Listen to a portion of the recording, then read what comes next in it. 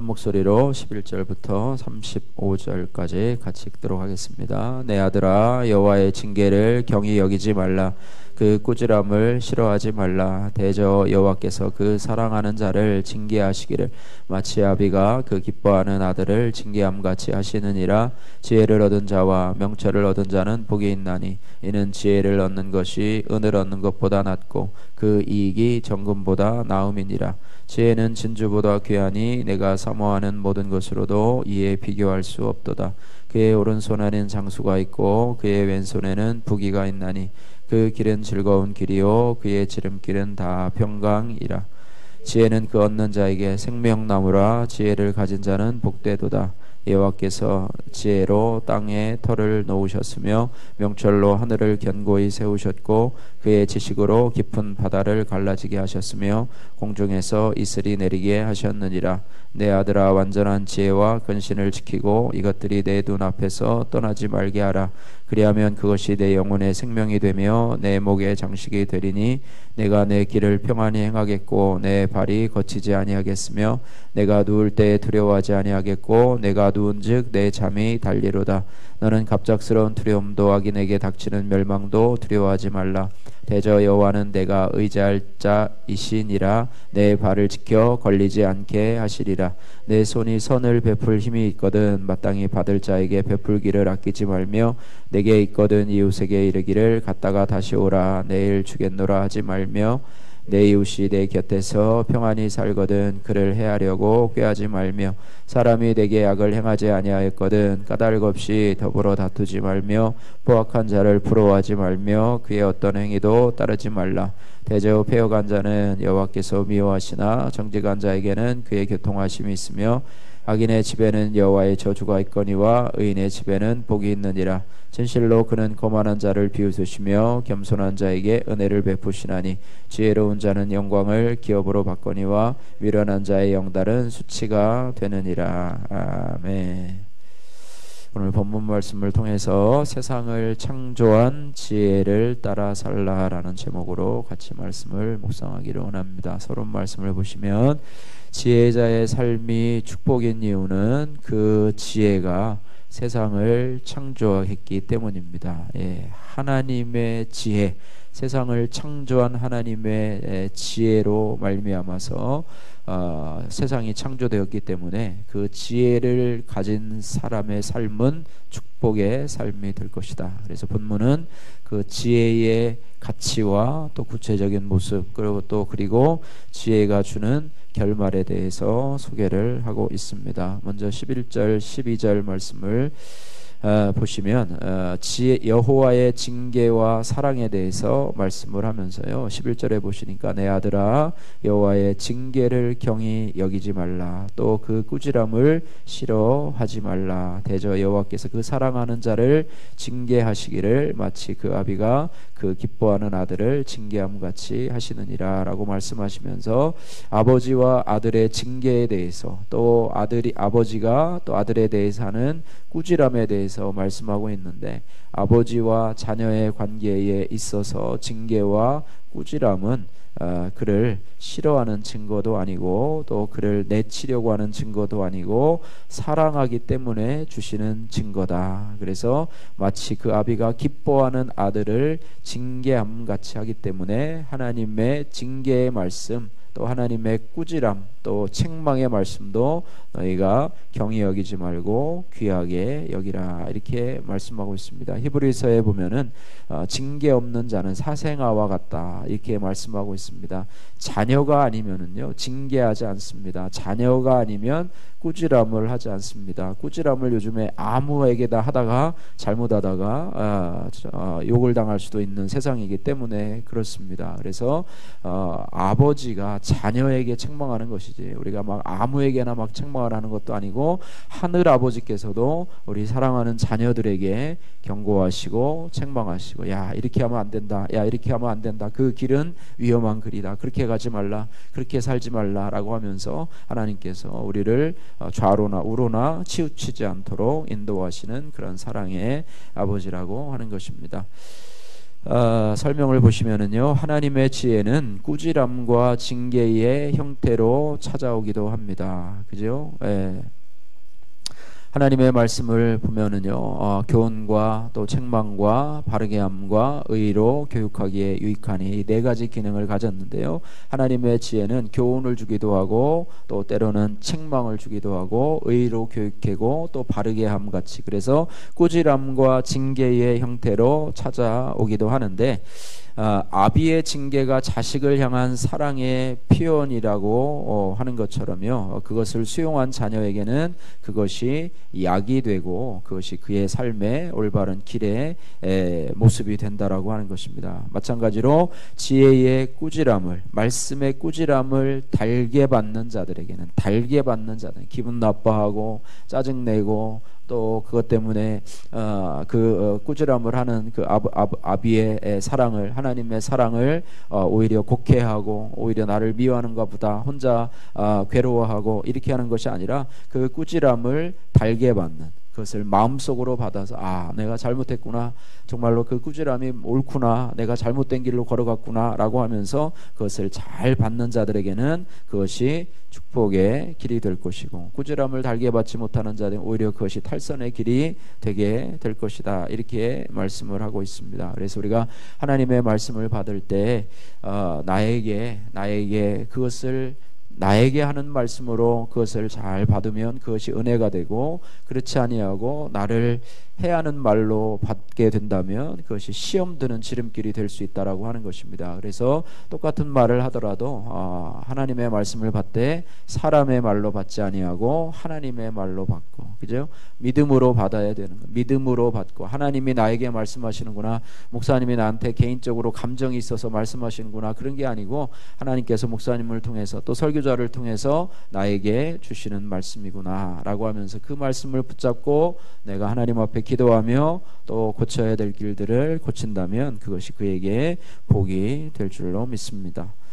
자, 그 다음에 13절에서 20절 말씀에 지혜의 참뜻과 행복에 대해서 말씀을 하고 있습니다. 13절 보니까 지혜를 얻은 자와 명철을 얻은 자는 복이 있도다, 이렇게 말씀하고 있습니다. 복이 있는 자는 어떤 자인가? 지혜를 얻은 자와 명철을 얻은 자가 복이 있다, 이렇게 말하는데 14절에 보니까 이는 지혜를 얻는 것이 은을 얻는 것보다 낫고 그 이익이 정금보다 낫기 때문이라. 그리고 지혜는 진주보다 귀하니 내가 사모하는 모든 것으로도 이에 비교할 수가 없도다 라고 하면서 지혜의 그 오른손에는 장수가 있고, 그죠? 장수, 어저께도 얘기했죠. 장수인데 평안을 누리며 하는 장수, 또 하나님의 뜻 가운데 살아가는 장수, 그의 왼손에는 부귀가 있나니 그 길은 즐거운 길이요 그의 기름은 다 지름길은 평강의 평강이라 라고 하면서 지혜는 그 얻는 자에게 생명나무라, 지혜를 가진 자는 복되도다 라고 하면서 지혜를 가진 자들의 행복에 대해서 여러 가지로 말씀하고 있습니다. 그래서 은을 얻는 것보다 낫고 진주보다 귀하고 오른손에 장수와 부귀, 왼손에는 부귀가 있고 그 길은 즐거운 길이요 평강의 길이요 그것을 얻은 자에게는 생명나무라, 이렇게 말씀하고 있습니다. 생명을 소유하게 된다. 지혜 되신 말씀을 소유하는 자는 영원한 생명을 소유하게 된다. 말씀이 곧 생명이기 때문에 그 지혜의 말씀을 소유하는 자는 생명을 소유하게 된다라는 것이죠. 19절 말씀에 그 지혜가 얼마나 소중하느냐, 하나님께서 여호와께서 지혜로 땅에 털을 놓으 태초에, 그죠? 명철로 하늘을 세우셨고 그 지식으로 깊은 바다를 갈라지고 홍해의 기적을 일으키셨고 또 공중에서 이슬이 내리시게 하셨느니라, 그죠? 광야에서 또 하늘에서 이슬로 또 만나와 메추라기로 여러 가지 하나님의 지혜로 이스라엘 백성들을 먹이고 살리셨던 그 지혜의 모습을 보게 된다고 하는 것입니다. 설명 말씀 보시면 우리에게 진정한 생명의 축복, 축복이 되는 지혜와 그 가치를 다른 것으로 비유할 수가 없습니다 라고 설명을 하면서, 하나님께서 지혜로 세상을 창조하셨고 그 지혜에 따라서 세상을 섭리하시고 다스리시고 운영하시기 때문입니다. 그래서 지혜는 하나님의 창조 원리이다. 그러므로 내 삶의 질서와 평강은, 살롬은 지혜의 소리에 귀를 기울이고 순종할 때 찾아오게 된다라고 하는 것을 그 원리를 알려주고 있습니다. 세상의 은금 보화도 우리를 진정한 행복으로, 또 진정한 우리에게 생명이 될 수가 없습니다. 지혜를 따라서 마음을 쓰고 판단하며 실천에 옮길 때 지혜로운 창조의 역사에 참여하고 또 하나님 나라에 동참할 수 있게 된다. 이렇게 말하면서 우리가 그 지혜를 사모하고 그 지혜의 가치를 알라고 하는 것은 뭐냐면, 그 지혜가 너무너무나 소중하기 때문에 이것을 귀하게 여기고, 또 책망할 때, 지혜로 훈계를 받을 때 이것을 경히 여기지 말고 그것을 마음으로 받으라. 이렇게 말씀하고 있는 것입니다. 자, 그 다음에 21절에서 26절 말씀에 보면 완전한 지혜의 참뜻에 대해서 말씀하고 있는데요. 이것에 대해서 이제는 어떻게 살아가야 될 것인가에 대해서 말씀하고 있습니다. 이렇게 가치 있는 하나님의 말씀이기 때문에 이것을 어떻게 해야 되는가. 21절에 보니까 내 아들아 완전한 지혜와 근신을 지키고 이것들이 내 눈앞에서 떠나지 말게 하라. 그죠? 내 눈앞에서 이 말씀이 떠나지 않게 하라. 그리하면 그것이 내 영혼의 생명이 되고 내 목의 장식이 되리니 내가 내 길을 평안히 행하겠고 내 발이 거치지 아니하겠으며 내가 누울 때 두려워하지 아니하겠고 내가 누운즉 잠이 달리로다. 그죠? 너는 갑작스러운 두려움도 악인에게 닥치는 멸망도 두려워하지 말라. 이렇게 말하면서 지혜를 가까이 하고 지혜를 내 눈앞에서 떠나지 말게 할 때 그것이 주는 유익에 대해서 말씀을 하면서 26절 말씀, 귀한 말씀입니다. 같이 한번 읽어보겠습니다. 대저 여호와는 내가 의지할 이신이라 내 발을 지켜 걸리지 않게 하시리라. 아멘. 예. 지혜를 얘기하면서 갑자기 또 여호와에 대해서 여호와 하나님에 대해서 말씀하고 있습니다. 우리가 지혜를 의지하고 또 지혜를 내 눈앞에서 떠나지 말게 하고 또 지혜를 가까이 해야 되는데, 그러면서 여호와는 내가 의지할 자라. 그러니까 지혜는 곧 하나님이신 거예요. 하나님. 그래서 지혜 되신 하나님을 영접하는 자는 곧 생명을 영접하는 자고, 지혜 되신 하나님을 따라 살아가는 자는 하나님께서 지혜가 그를 지켜주시고 보호하는 것처럼 하나님께서 그를 지켜주시고 하나님께서 그 길을 평안히 하게 하시고 누울 때 두려워하지도 않게 하시고 또 염려 없이 또 평안한 잠을 자게 하시고 또 악인에게 닥치는 그런 멸망도 두려워하지 않는 그런 은혜를 주신다고 하는 것입니다. 그래서 하나님 여호와는 내가 의지할 자시라 내 발을 지켜 걸리지 않게 하시리라. 이렇게 말씀하고 있습니다. 그죠? 오늘 아까 우리 찬송에 내 마음속에 주 영접하라, 내 마음속에 주 영접하라 반복해서 계속해서 주님을 하나님을 영접하는 것. 하나님을 영접하는 것은 이제부터는 우리의 삶 속에 지혜를 영접하는 거고요. 지혜를 따라 살아가는 거예요. 성도의 삶은 이제는 말씀을 따라서 살아가는 삶, 지혜를 따라서 살아가는 삶, 이렇게 그것을 따라서 살아가는 삶이에요. 내가 이제 예수님을 나의 주 나의 하나님을 영접합니다. 이제는 뭐 내가 구원을 받았습니다. 이렇게 간단하게 예수님을 영접하는 것 이상으로 이제 성도의 삶은 그 지혜를 따라서 그 지혜에 주시는 은혜를 좇아서 따라가는 삶이 바로 우리 성도들의 삶이라고 하는 것입니다. 그래서 그만큼 말씀이 중요하고요. 그것이 바로 창조의 생명의 원리가 되시고 또 우리가 그 말씀을 가까이 할 때 하나님도 우리를 가까이 하시고 또 우리가 평탄한 길을 걸어갈 수 있게 하는, 여기에 아마 사용할 수 있는 아주 좋은 말은 다 여기에 다 써 있는 것 같아요. 그만큼 해도 우리가 말씀을 가까이 하지 않습니다. 아무리 말을 들어도요 우리가 말씀을 가까이 하지 않아요. 왜요? 너무 바빠서 말씀을 가까이 하려고 보다는 텔레비전 1시간, 드라마 한두 시간, 영화 한두 시간 보는 시간은 저거 한대요. 산책하는 시간, 운동하는 시간은 1시간, 2시간 가질 수 있는데요. 그러나 말씀 보는 시간은 5분, 10분 갖기가 참 쉽지 않아요. 제가 아침마다 이게 보이스 바이블을 제가 이렇게 녹음을 하는데요. 아침에 일어나서 보면은 하루에 한 3장 읽으려면 짧은 거는 한 7분, 또 좀 긴 거는 한 15분 정도 이렇게 소리내서 읽으면 됩니다. 근데 그거를 시간을 내기가 참 쉽지가 않아요. 그래서 우리가 영적인 습관이 들고 매일매일 하나님 앞에 우리가 하루 세 끼 양식을 먹듯이 하나님의 양식을 먹을 수 있는 습관이 생겨야지만, 이게 쉽지가 않아요. 아무리 가치가 있어도 그것을 가치 있게 여기고 그것을 따라가는 사람이 많지 않음을 기억해야 합니다. 그죠? 그것을 기억하면서 하나님, 저에게도 하나님의 지혜의 말씀을 가까이 할 수 있는, 그리고 그것을 마음속에 품고 그것을 내면화할 수 있는 그런 은혜를 허락해 주옵소서. 말씀을 듣고 까먹고 또 말씀을 듣고 또 까먹고 하는 그런 것이 아니라, 잊어버리지 않고 내 눈앞에서 떠나지 않게 하고 내가 늘 말씀과 같이 동행하면서 살아갈 수 있는 그런 사람이 되게 하여 주옵소서. 이렇게 우리가 하나님 앞에 기도하며 우리의 그런 습관들을 고쳐야 되지 않겠습니까? 그죠? 나는 안 되니까 하나님께서 나를 좀 고쳐주셔서 지혜의 말씀을 주셔서 이런 가치 있는 지혜의 말씀을 우리가 소유하며 이 땅을 행복하게 살아갈 수 있기 위해서 기도하는 저와 여러분들 되시기를 주님의 이름으로 축복합니다. 자, 그 다음에 27절에서 30절 말씀이거든요. 이웃과 지혜에 대해서 말씀하고 있습니다. 거기는 간단하게 설명을 하도록 하겠습니다. 27절에서 30절 말씀 보니까, 내 손이 선을 베풀 힘이 있거든 마땅히 베풀 자에게 베풀기를 아끼지 말며. 이것은 이제 삶의 모습에 대해서 말하죠. 내게 있거든 이웃에게 이르기를 갖다가 내일 주겠노라 하지 말며, 이웃이 평안히 살거든 그를 해하려고 꾀하지 말며, 사람이 내게 악을 행하지 않았거든 까닭 없이 더불어 다투지 말라. 이렇게 말씀하고 있습니다. 도움이 필요한 사람을 외면하지 말고 베풀며 살아가고, 또 옆에 사람들과 다투며 분쟁하며 살아가지 말라라고 하면서 삶에서 또 일상생활에서 구체화되어야 할 진리라는 것을 말씀해 주고 있습니다. 그 다음에 31절에서 35절 말씀에 두 가지 길에 대해서 말씀을 하고 있는 것을 보게 됩니다. 자, 보게 되면 포악한 자에 대해서도 나타나고요, 32절에 패역한 자에 대해서도 나타나고, 악인의 집에 대해서 악인에 대해서도 나타나고요, 35절에 미련한 자에 대해서도 나타나고 있습니다.